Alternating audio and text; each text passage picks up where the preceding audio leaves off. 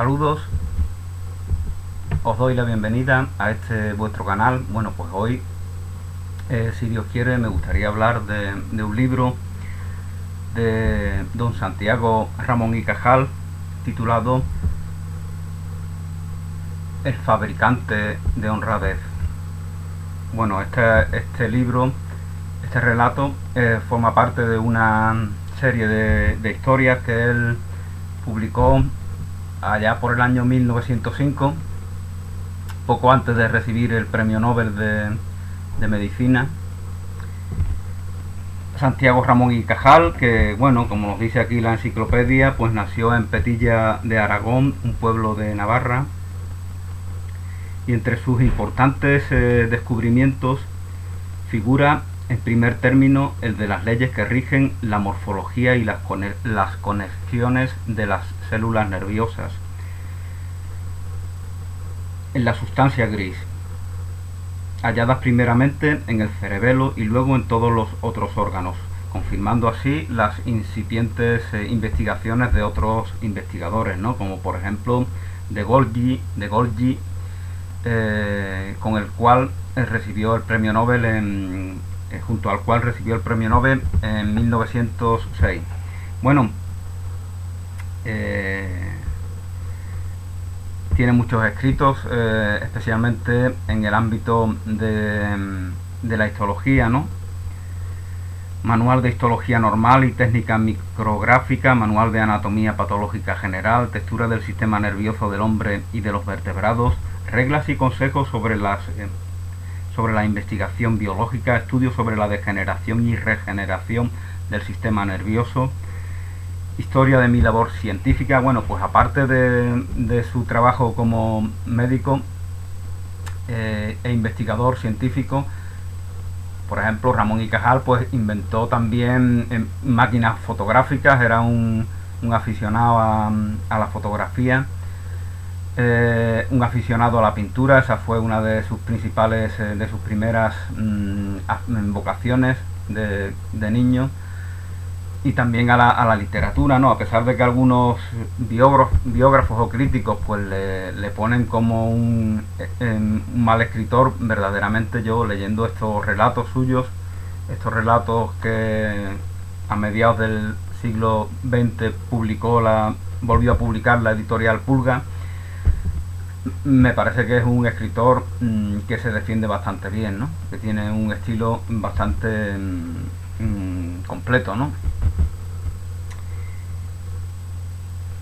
Y bueno, en el pesimista corregido, por ejemplo, él pues nos habla de una persona a la cual se le concede, de un hombre al cual se le concede el don de ver la realidad microscópica, ¿no?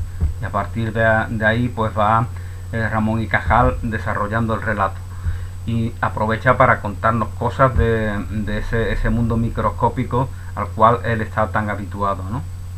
Pero bueno, yo voy a hablaros de otro relato, que es el fabricante de honradez.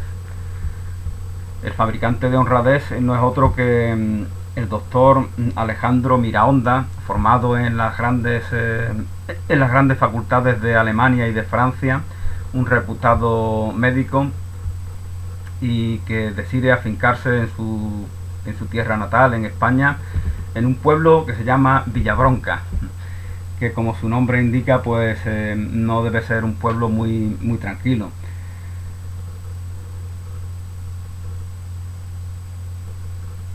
El doctor Alejandro Miraonda. El doctor Alejandro Miraonda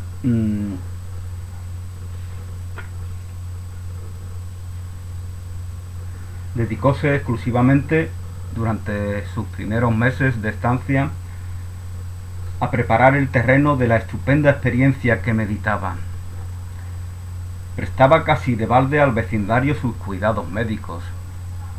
Asistía con su señora, una espléndida rubia alemana, a todas las reuniones y saraos. Inscribióse como socio en 2 casinos, etcétera, etcétera, ¿no? Entonces intentaba ganarse la amistad de todos los villabronquenses.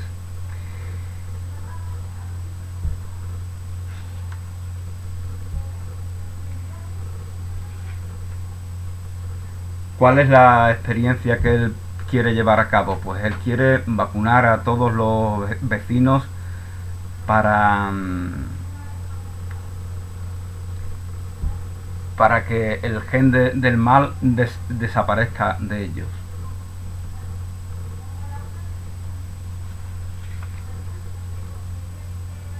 Distaba mucho de ser Villabronca modelo de pueblo pacífico. De día en día cundía el desorden y la liviandad, sobre todo desde que la ciudad, enriquecida con el arribo de opulentos emigrantes, se había hecho eminentemente industrial.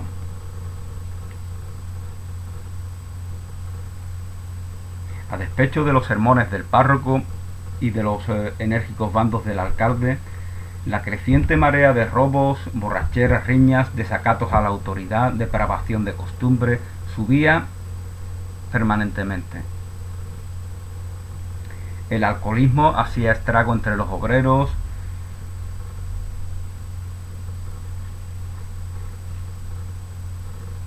Cierto día convocó a las principales personas del pueblo en el casino y anunció con voz entrecortada por la emoción que acababa de descubrir por un azar felicísimo un suero de maravillosas virtudes. Eso anuncia el profesor Miraonda.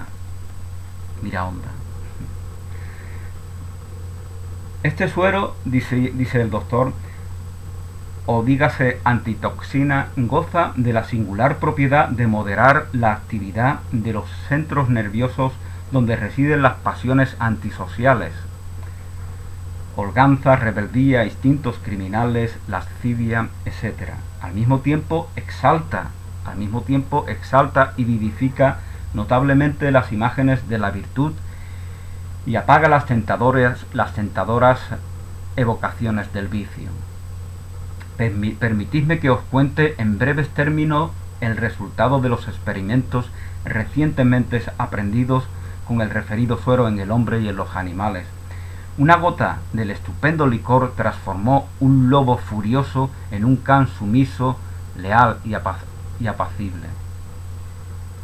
Con la mitad de la dosis, un águila hambrienta aborreció la carne y un gato olvidó el odio secular a los ratones. En el hombre son menester dosis mayores para producir efectos constantes de transmutación psicológica, y aunque las experiencias efectuadas en este dominio abarcan un corto número de personas y de modalidades pasionales, los resultados han sido tan sorprendentes que no resisto a la tentación de referirlos. Inyectados bajo la piel de un alcohólico, perdió el paciente inyectándole este suero, el paciente perdió toda afición a las bebidas fermentadas. La misma cantidad aplicada respectivamente a un ratero profesional y a cierto matón abolió definitivamente en ellos la impulsión del delito y los convirtió en pocos días en personas morigeradas e inofensivas. Con parecido tratamiento han llegado a olvidar sus antipáticos hábitos un morfinómano y una ninfomaníaca. La obsesión sexual, que no falte. En vista de tan elocuentes hechos, de cada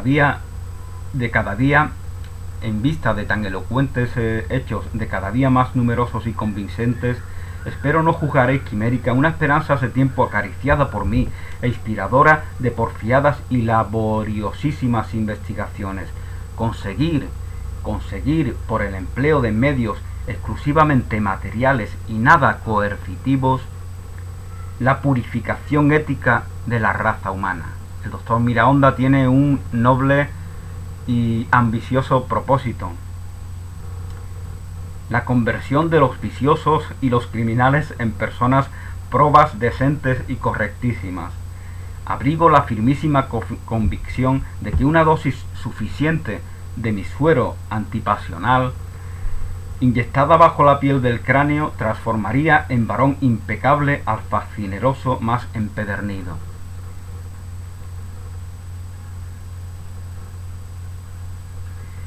Bueno, el doctor aprovecha para hacer alguna demostración, hizo señas a sus ayudantes, los cuales trajeron de una cámara próxima a las personas y animales sometidos a experiencia. Con asombro de la concurrencia, hasta entonces fría y un tanto escéptica, quedaron plenamente patentizadas las aseveraciones de Miraonda. No era posible dudar.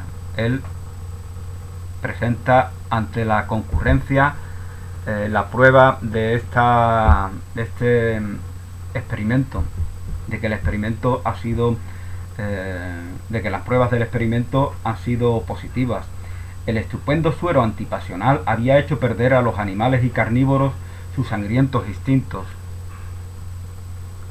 y los hombres, como si una ráfaga de fe hubiera iluminado y elevado sus almas, se habían transfigurado en buenas personas. Bueno, en cualquier caso,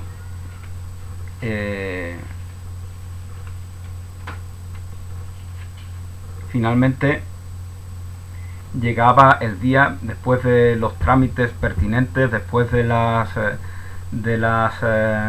respuestas reticentes de determinados vecinos, del párroco, del empresario.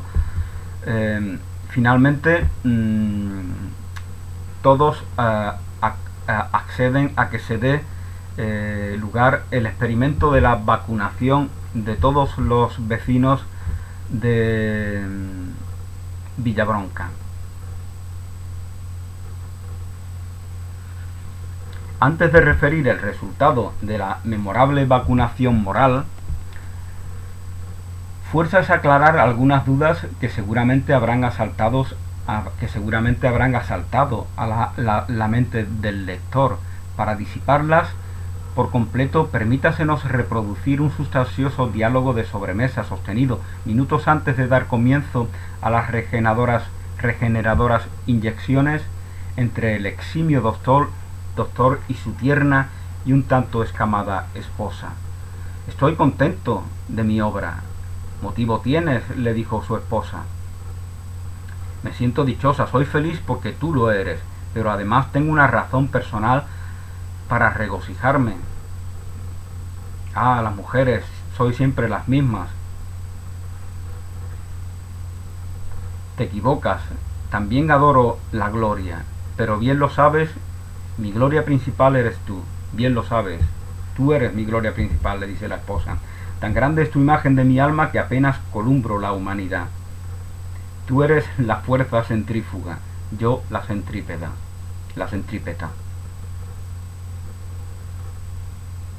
Querida Rochen, permíteme que te diga, aceptando tu punto de vista personal,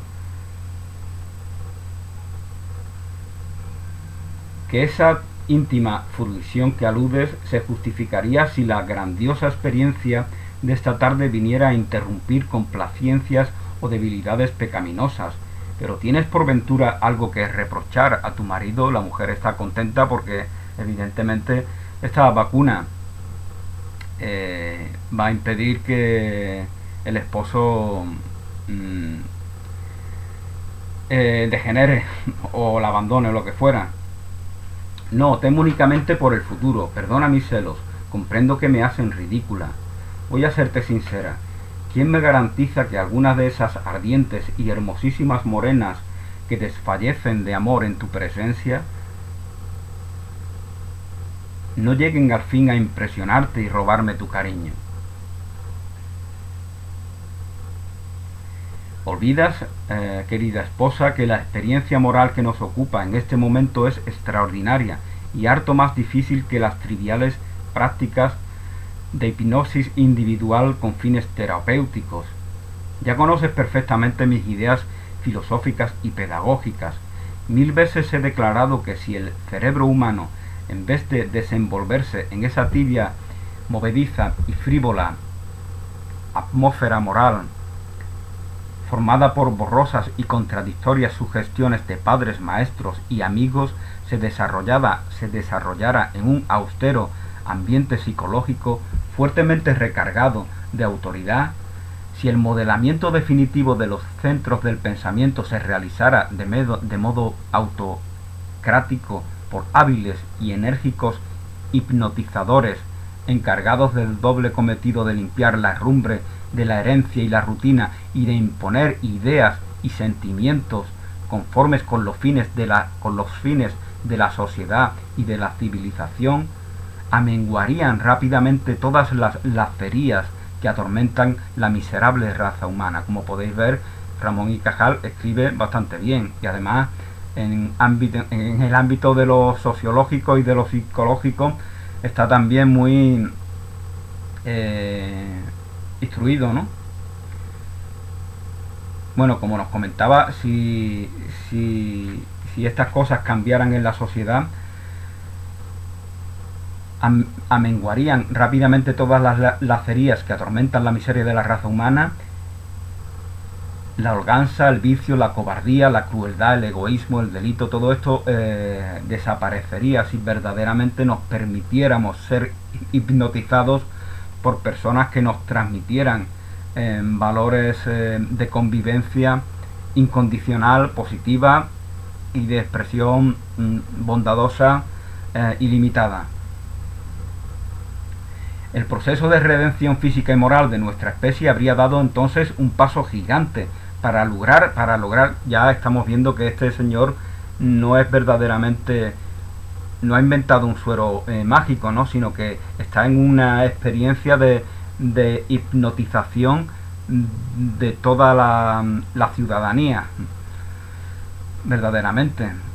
Para lograr tan brillantes resultados, fuera preciso que férreos profesores de energía emprendieran desde la niñez la labor de atrofiar las esferas cerebrales de los instintos antisociales compartidos con la más baja animalidad, hipertrofiando por compensación los focos inhibidores y los órganos encargados de evocar las imágenes de la virtud y del deber. Amor a la patria hasta el sacrificio, pasión por la ciencia y la verdad hasta la locura, inclinación a la virtud hasta el martirio, tales son las sugestiones conducentes a fabricar el hombre perfecto, modernísimo, preciado fruto de la educación científica. Invencible en la guerra y en la paz, piadoso civilizador de razas inferiores y glorioso escudriñador de todos los arcanos.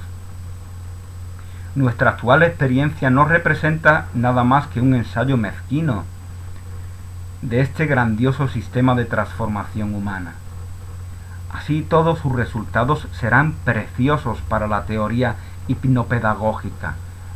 En esta experiencia está el envuelto. Verdaderamente la vacuna no tiene nada. Todo se trata de una hipnosis global de todos los vecinos de Villabronca. Así todos sus resultados serán preciosos para la teoría hipnopedagógica y constituirán el primer jalón plantado en esta fecunda y luminosa vía.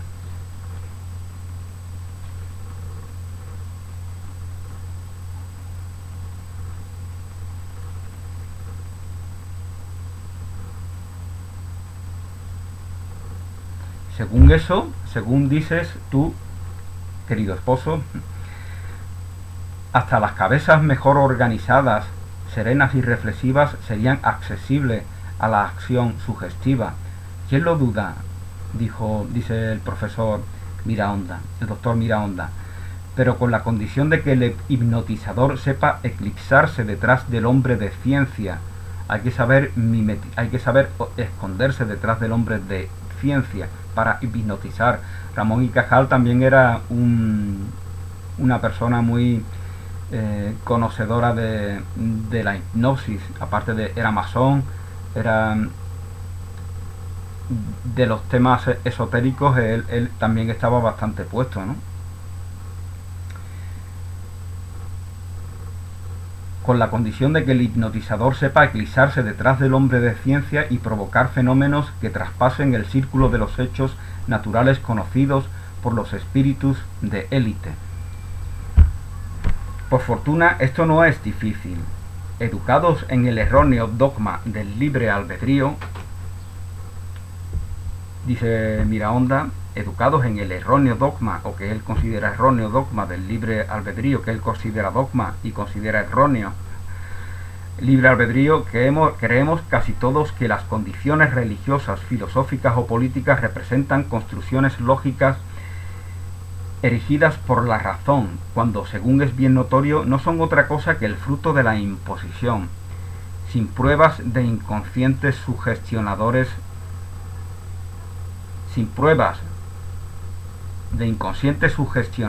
religiosos, pedagógicos y políticos. Ellos, nos dice Miraonda, son también hipnotizadores, los pedagogos sociales, los miembros del clero, los ideólogos políticos, las élites que tienen potestad sobre el común de las personas. Ellos nos hipnotizan igualmente a todos. Pero, hija mía, con nuestras divagaciones hemos olvidado la obligación. Partamos. Bueno, entonces se lleva a cabo el experimento y efectivamente estupendos fueron los resultados, dice Ramón y Cajal en este relato, de la vacuna moral, excediendo los cálculos más optimistas. Cesó enteramente la criminalidad. Huidos para siempre parecían el vicio, la codicia y la deshonestidad. Las tabernas, antes vivero de borrachos y hervidero de pendencias, asemejaban ahora apacibles y saludables comedores, en los cuales los jornaleros hallaban alimento reparador y sobrios refrigerios. Febril, ansiosamente como en el combate enardecido por la conquista del bienestar, se trabajaba en las campiñas, en las fábricas, en los obradores. Reinaron en los hogares el orden, la paz doméstica tan anhelada por tantos cientos de millones de personas. Gracias al profesor, al doctor Miraonda, ahora la podremos conseguir. Reinaron en los hogares el orden y la economía con sus naturales frutos, la salud, la alegría y el sentimiento artístico. Cerráronse a cal y canto lupanares. Los lupanares cierran, evidentemente. Jamás se remontó más cerca del cielo el penacho de humo de la fábrica, ni resonó más recio y ensordecedor el sublime himno al trabajo vivificador en graves y augustos acentos cantados por dinamos y locomóviles.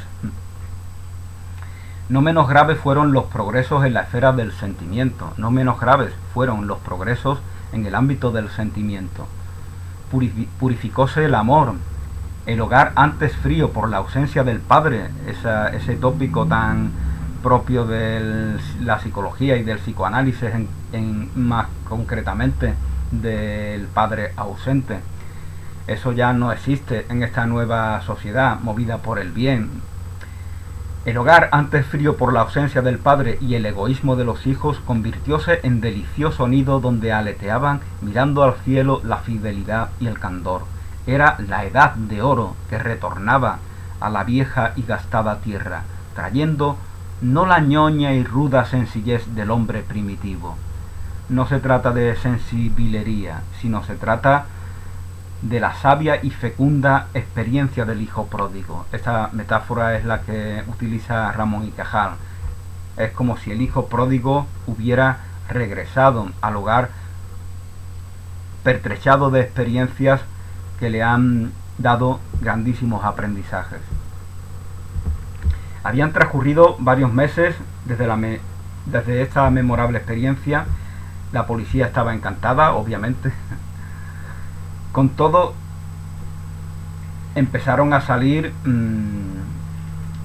determinadas personas que se inquietaban por el porvenir.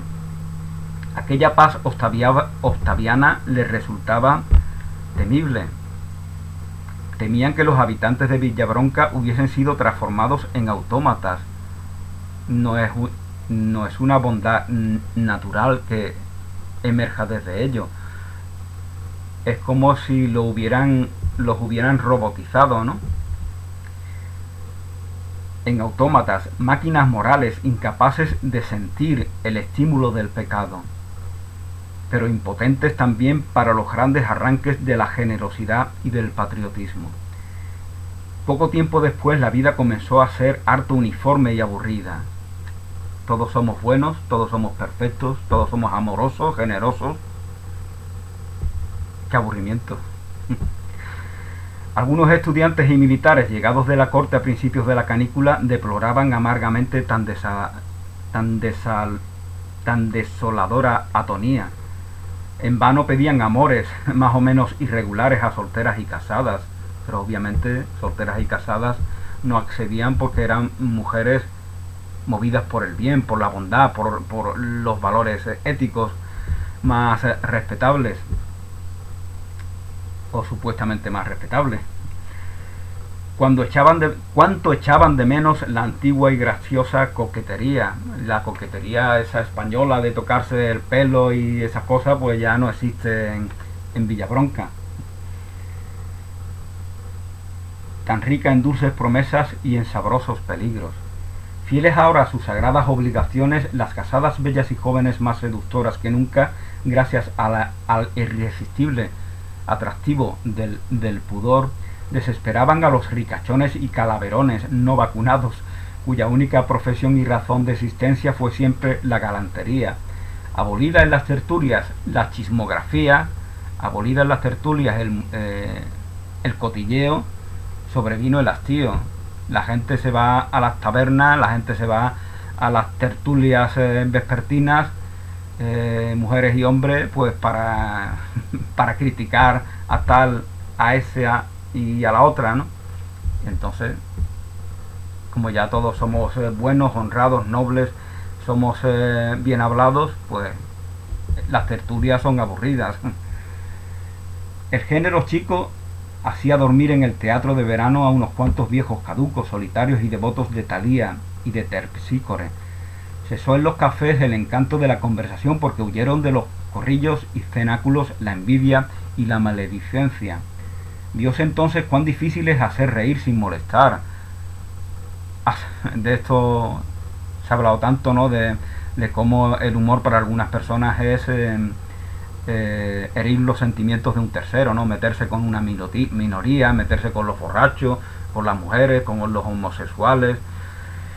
Si todo ese tipo de chascarrillos son anulados, algunos supuestos graciosos no tendrían gracia ninguna, ¿no? De hecho ya no la tenían anteriormente tampoco, ¿no? Pero muchos creían que sí.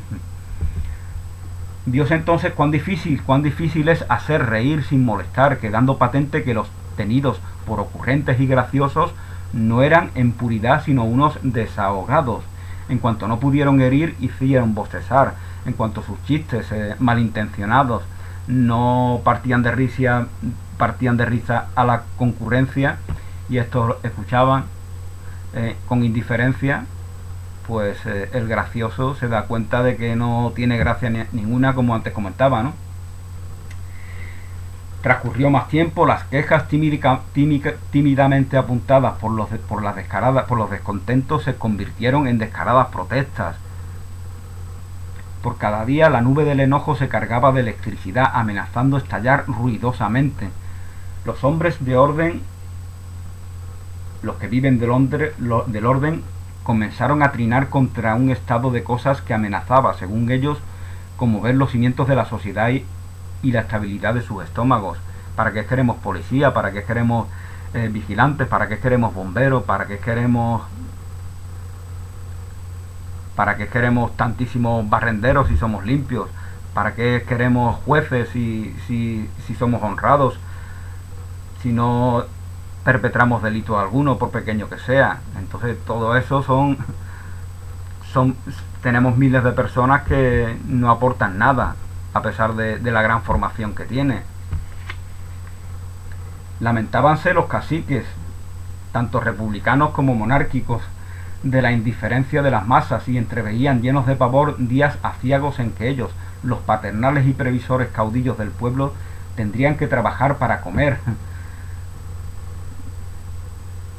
Los grandes empresarios, sobre todo de lugares, de lupanares y de extraños lugares donde se cobija el vicio, también empiezan a perder mucho dinero. Sin vicios y sin malas pasiones, sin vicios y sin malas pasiones, con salud, economía y trabajo, ¿qué les importaba a los villabronquenses los credos de los políticos salvadores y las panaceas sociológicas infalibles? Lo que dicen los políticos ya no interesa en absoluto, porque como todos sabemos el discurso político está basado en la confrontación, en el ataque, en la ridiculización del rival político. Pero los villabronquenses, al haberse vuelto gente pacífica, ese discurso no les llega en absoluto.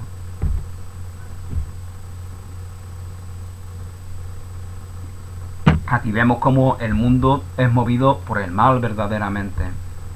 Es movido por la hipocresía, por la codicia. Si no es así, no hay mundo. Si nos vacunamos todos contra el mal, el mundo tal como es no puede concebirse.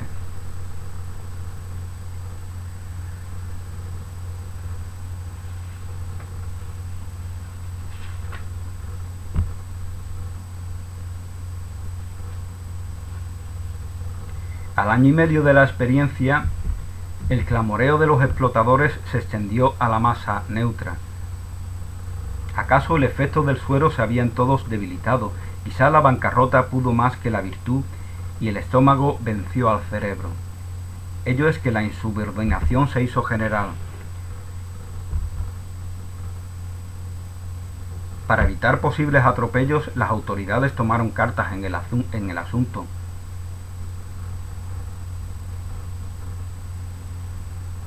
Se acordó nombrar una comisión encargada de rogar al doctor, en nombre de la villa y su cabildo, deshiciese aquel angustioso encanto, aquella desconsoladora parálisis, devolviendo al pueblo dormido para el pecado el pleno goce de su albedrío,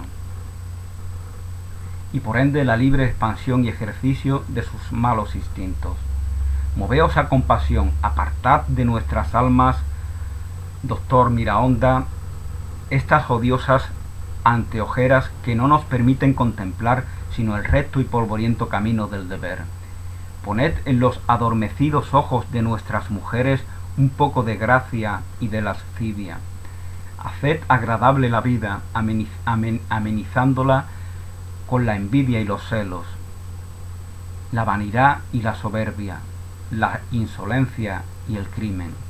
Devolvednos el dolor, estímulo de la ciencia y acicate del progreso. El dolor, estímulo de la ciencia y acicate del progreso. Infundid en este limbo gris y silencioso donde el hastío nos enerva una chispa del espíritu de Lucifer, con una ráfaga del aliento de Dios. Lograremos así que la virtud tenga precio, la religión culto y pan y bienestar. Sobre todo los infelices manirrotos que, cual las setas, engordamos sin fatiga en la podredumbre, es decir, explotando las ignorancias, demasías y locuras del rebaño humano. Nosotros medramos, gracias a que, esto dicen estas personas, gracias a que explotamos las bajas pasiones del populacho. Con eso hacemos negocio. Si el populacho se vuelve noble, honrado, amoroso, bondadoso, generoso, empático, pues entonces no podemos explotar esas bajas pasiones y vamos a tener que trabajar nosotros. ¡Qué putada! Decidido pues a llevar a su experimento psíquico hasta las últimas consecuencias, convocó a la junta de notables y les habló de esta manera: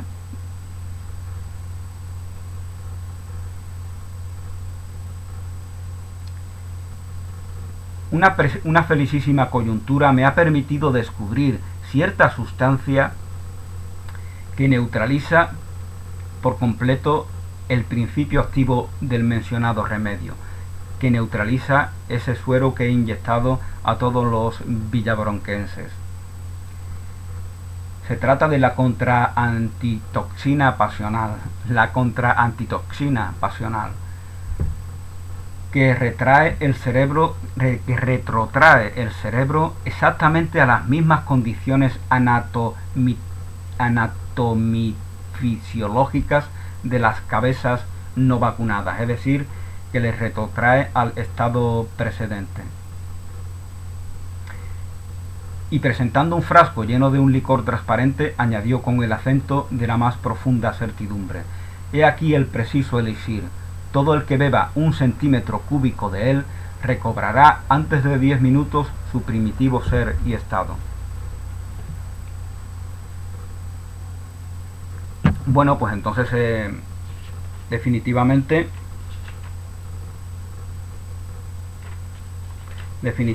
pues se vuelve a toda la ciudadanía a su estado original.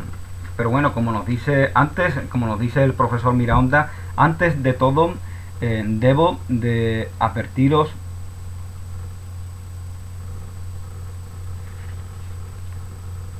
de que una vez que se vuelvan todos a su estado original, pues va a haber mucha violencia de repente, debido a ese estado de que no hubiera durante tantísimo tiempo. Semejantes vías entorpecidas en los villabronquenses por la larga inacción quedarán ahora llanas, expeditas y ansiosas de reivindicación y desquite. Temed, por tanto, que la carga atrasada de apetitos no satisfechos, de imágenes de actos más o menos reprobables refrenados, alcance de súbito tensión tal que sea poderosa a romper todos los salvadores diques levantados en la conciencia por la dignidad, por la religión, por la ley, por el hábito, por lo que sea. Es decir, están los villabronquenses en una situación de peligro extremo. Al tener el sentimiento de anunciaros como probable un desbordamiento general de las pasiones, descargo mi conciencia profesional de un peso agobiador y correspondo lealmente a la hidalga confianza que todos vosotros, patricios y propietarios poderosos y humildes, depositasteis en mí, lleno de fervor y entusiasmo. Apercibid, pues, sin demora vosotros, los que ejercéis autoridad, estos llamados resortes de gobierno, aumentad y disciplinad la fuerza pública, etcétera, etcétera, etcétera. Yo estoy obligado a restituir lo perdido a todas aquellas profesiones sociales que con triste e impacable destino asocian su bienestar al desorden, al vicio y al delito. Me veo obligado a restituir lo perdido a todas esas tristes profesiones que viven de explotar las bajas pasiones. Afortunadamente, el próximo desenfreno me permitirá saldar con usura deuda tan sagrada. Quiera Dios que no os arrepintáis, quiera Dios que no os arrepintáis. Pues aquí de esta manera retornan los villabronquenses a su estado original.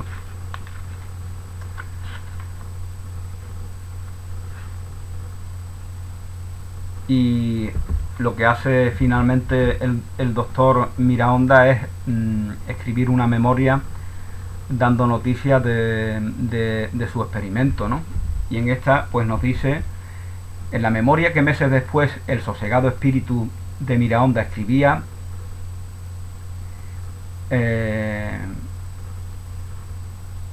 remitiéndosela a la Zeitschrift für Hypnotismus, porque en realidad era un experimento hipnótico. Ni la vacuna ni el jarabe eran reales, verdaderamente no había ningún tipo de sustancia que afectara al cerebro humano.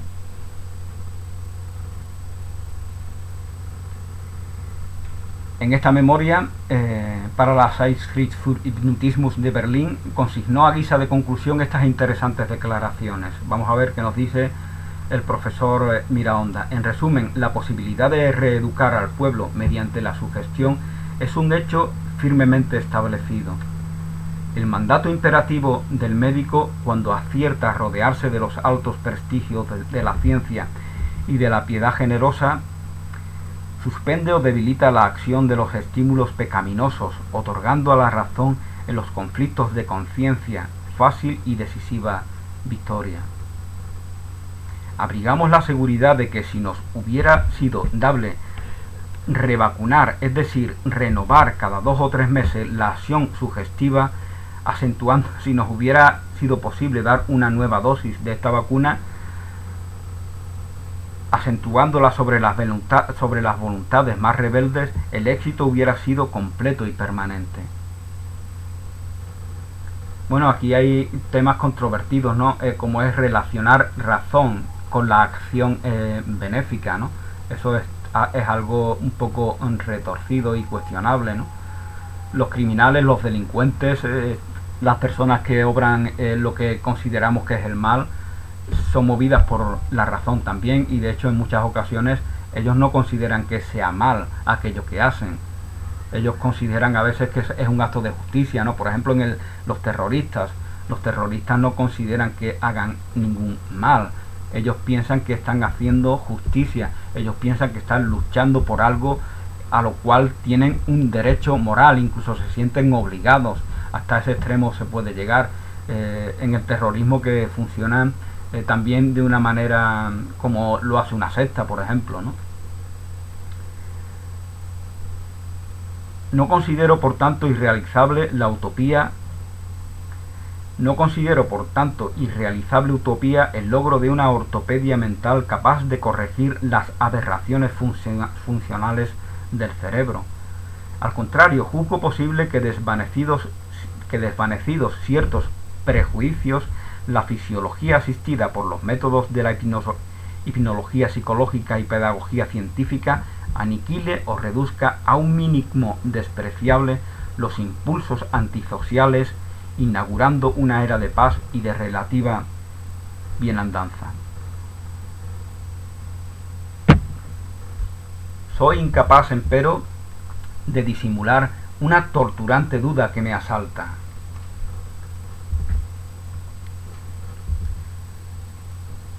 Demuestran mis experiencias la posibilidad de abolir la delincuencia y de imponer sin luchas ni protesta resignación a la miseria y al trabajo y robusta disciplina social.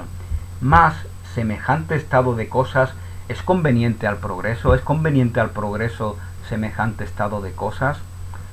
¿Estamos seguros de que la finalidad de la raza humana consiste en vegetar indefinidamente en el sosiego y en la mediocridad? La suavidad y armonía de las relaciones sociales no acabarían por forjar una humanidad estática y rutinaria, linfática y anodina, ahita de fórmulas y precedentes, incapaz de todo punto para las vibrantes luchas de la civilización. Fijaos, por ejemplo, cómo la industria bélica, a través en el contexto de las guerras, en el contexto de los ejércitos, de lo bélico, se han hecho tantos descubrimientos en todos los ámbitos, en el ámbito de la medicina, en el ámbito de la tecnología, de la informática. Sin ir más lejos, las redes sociales, internet, ¿de dónde vienen? Vienen básicamente del esfuerzo que hacen los ejércitos por inventar un arma para hacer uso de ella en los conflictos bélicos, a través del espionaje, así se van haciendo internet. Es la manera en la que ellos pueden comunicarse, espiar, etcétera, etcétera, ¿no? A través de y tantísimas cosas, ¿no? La suavidad y armonía de las relaciones sociales no acabarían por forjar una humanidad estética, como antes comentaba, rutinaria, incapaz de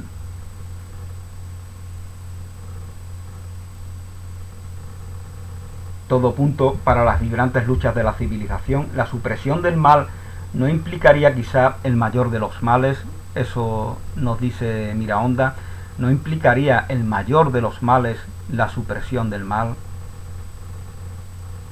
Interesante pregunta. Un poco de dolor y miseria social parece indispensable. Templa los caracteres, aguza el sentimiento, destierra la molicie, crea el heroísmo y la grandeza del alma mejora, en fin, moral y físicamente la raza humana. También es provechosa la injusticia. Ella ha sido el buril modelador. Gracias a la injusticia hay personas que se esmeran, que estudian, que se desviven por hallar vías de justicia que puedan ser aplicadas. También es provechosa la injusticia. Ella ha sido el buril modelador de las instituciones políticas progresivas. Sin la crueldad e injusticia de los fuertes, el hombre no habría pasado del periodo de la tribu y del estado de naturaleza, como si el estado de naturaleza fuera un estado despreciable, ¿no? Realmente hoy en día vivimos en una realidad en la cual vemos como muchas personas quieren reintegrarse en la naturaleza. Vemos como la gente ya cuestiona esa vida en las grandes urbes. Aquí en España vivimos así.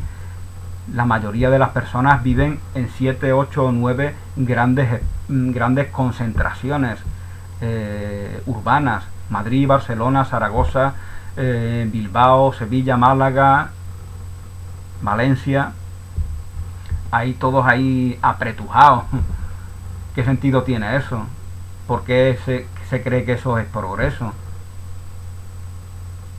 Si ahí es donde más polución hay, ahí es donde menos el beneficio que nos da la naturaleza, los árboles, las plantas, el aire natural, nos privamos de él en mayor medida en esas grandes urbes, como es evidente. Entonces hoy en día las personas tienden a cuestionar eso. El hecho de que sea progreso vivir en grandes urbes, con grandes rascacielos, llenos de polución, llenos de miles y miles y miles de vehículos y de fábricas contaminantes. No te hace falta ser ecologista, naturalista ni nada, te basta con un poco de sentido común, te basta para cuestionar esa equivocada idea de progreso.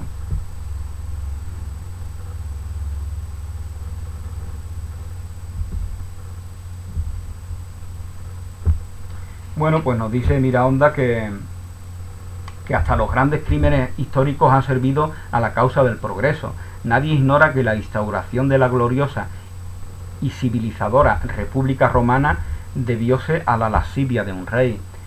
Los irritantes abusos e injustos privilegios de la nobleza francesa, los irritantes abusos e innobles privilegios de las élites francesas trajeronnos el reconocimiento de los derechos del hombre y la emancipación del pueblo.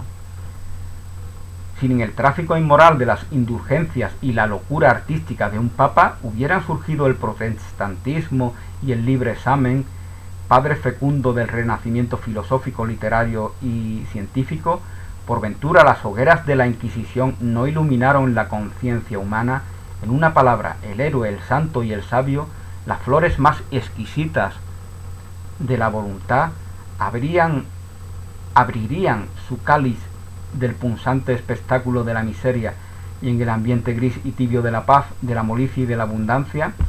Repito, en una palabra, el héroe, el santo y el sabio, las flores más exquisitas de la voluntad, abrirían su cáliz si no fuera por el espectáculo de la miseria y el ambiente gris y tibio de la paz, de la molicie y de la abundancia. Es decir, incentivados por esas injusticias, por esa miseria, es como a ellos se les ha estimulado para poderlas contrarrestar. Entonces, la santidad, ¿qué sentido tiene la santidad, por ejemplo, si todos somos santos? ¿Qué sentido tiene la sabiduría de tal o cual persona si todos somos sabios? ¿Qué sentido tiene la honradez si todos somos honrados? Entonces ya no tenemos personas a las cuales admirar. No tiene ya sentido que todos somos grandes artistas, grandes poetas, grandes santos, somos maravillosas personas. Entonces ya no tiene sentido el reverenciar a tal o cual figura. No tiene sentido el santoral, por ejemplo, para la Iglesia católica. Todo hace creer que el dolor, la pobreza y la injusticia son leyes inexorables de la vida. Yo más bien diría que son leyes inexorables del mundo, no de la vida. en el mundo vegetal, en la fauna, en el mundo animal, no hay miseria, no hay basura, no hay pobreza, no hay violencia, no hay mal. Todo es natural. No hay opción a la crueldad, a la codicia, al pecado. No hay pecado entre las plantas, entre los animales, entre los insectos. Es algo exclusivamente que se refiere a la condición humana. Todo hace creer, pero sin embargo nos dice Miraonda, que todo hace creer que el dolor, la pobreza y la injusticia son leyes inexorables de la vida, íntimos resortes de la ascensión progresiva del espíritu a las cimas del ideal, y de presumir es que la lucha de clases continúe siglos y siglos, aun cuando los pueblos iluminados por la caridad y ciencia lleguen a regular sabia y prudentemente la producción y la natalidad, dos trascendentalísimas funciones sociales hasta hoy abandonadas al azar y responsables por lo menos, según es notorio, de la mitad por lo menos de la miseria, delitos y crímenes. Bueno, esta era una época en la cual había una obsesión con la producción, que cada vez era mayor, y con la natalidad, que cada vez era mayor también.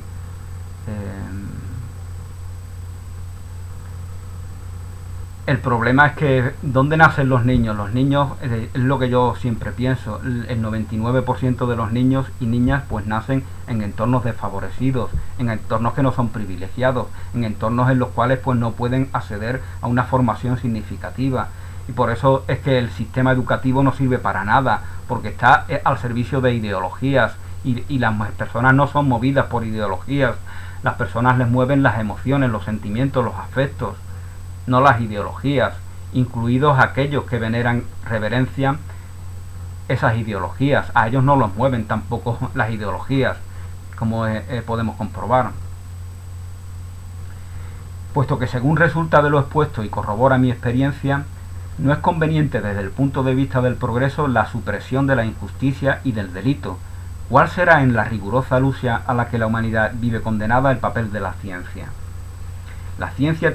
¿Cuál será entonces el papel de la ciencia si no es conveniente eliminar el delito y la injusticia por completo? La ciencia tiene el deber de suavizar la rigurosa contienda, de humanizarla de suerte que desaparezcan para siempre la sangre y el dolor. El palenque de la lucha cambiará, de las calles y campos pasará a la fábrica, al laboratorio, y del sabio al gabinete del sociólogo. Ciertamente la civilización no evitará nunca en absoluto que el fuerte arrolle al débil, pero conseguirá que el asesinato del futuro sea tan impersonal e incoercible, tan dulce y exquisitamente piadoso, que la víctima reciba el golpe de gracia con un gesto de suprema resignación, más aún con el orgullo sublime del héroe o del santo, porque sabrá que su personal e irremediable sacrificio representa para la especie o la raza un grado superior de altruismo, de prosperidad y de cultura. Aún entreveo en las azules lejanías del futuro una humanidad semidivina, aún entreveo en el futuro una humanidad semidivina cuya soberana razón, indiferente a toda suerte de las bajas concupiscencias, gravite hacia la verdad con la impasibilidad y desembarazo del astro hacia el sol, tal como la Tierra gravita en torno al sol, pues de esa misma manera los seres humanos gravitarán en torno a la verdad. Cuando lleguen esas esclarecidas edades en las cuales verdugos y víctimas se reconozcan armónicos y órganos de un mismo todo vital, la semisugestión misma, hoy practicada en sus modalidades filosóficas, políticas y religiosas, esa sugestión que ya practican los políticos, que ya practican los sacerdotes, que ya practican los filósofos, que ya practican las élites sociales que tienen potestad e influencia sobre la manera en la que piensa el común de las personas.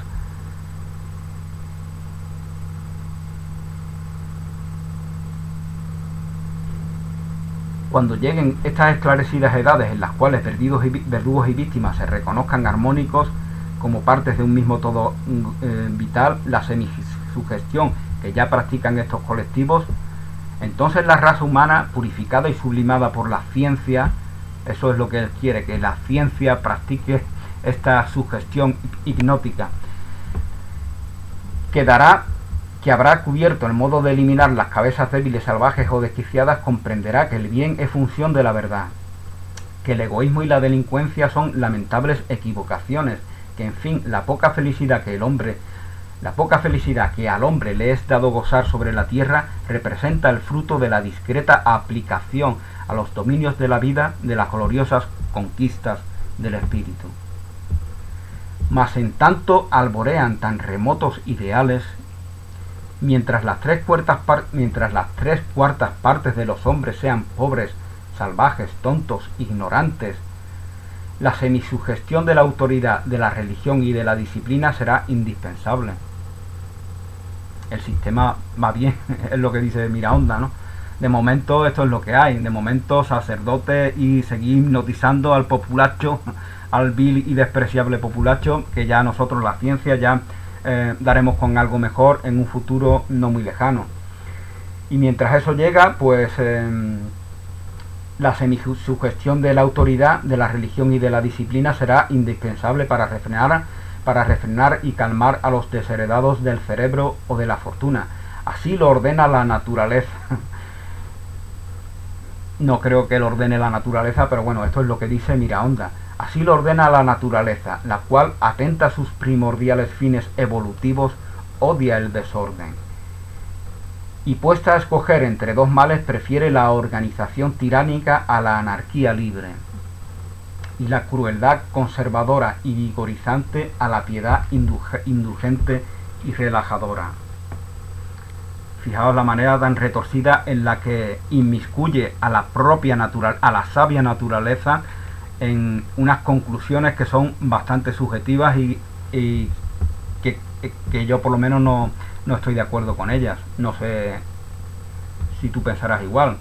En resumen, termina Miraonda: mientras el animal humano sea tan vario y comparta las pasiones de la más baja animalidad, es una obsesión con lo animal, como si hubiera algo defectuoso en la realidad animal. Ese es el problema de la condición humana, que se cree superior a los animales, que no se considera a sí mismo, como a su condición humana, como algo exclusivo de sí misma, que no tiene nada que ver con los animales, en los cuales no existe la moral, el mal, la codicia y todo lo que antes decía, ¿no? En resumen, mientras el animal humano sea tan vario y comparta las pasiones de la más baja animalidad, será necesaria para que el desorden no dañe al progreso la sugestión política y moral. Mas esta sugestión ni deberá ser tan débil que no refrene y contenga los que no refrene a los pobres de espíritu y salvajes de voluntad, ni tan enérgica e imperativa cual sería la sugestión hipnótica, que menoscabe y comprima en lo más mínimo la personalidad ética e intelectual de los impulsores de la civilización. Entonces aquí nos está diciendo, es como una especie de alegoría de la realidad del mundo. En el mundo hay unas élites que son presas del propio mal, que comparten con aquellos que aparentemente dependen de esas élites, que se dedican a hipnotizar a la masa, al populacho, a la plebe, al común de los hombres y mujeres, para que crean que esta realidad artificial es la naturaleza. El problema es que el propio profesor Miraonda también está hipnotizado al creer, al equiparar a la naturaleza con esta creación artificial de la condición humana. Bueno, pues esta es mi lectura de este interesante relato de Ramón y Cajal, el fabricante de honradez. Gracias a todos y a todas, hasta una nueva oportunidad, bendiciones, un abrazo.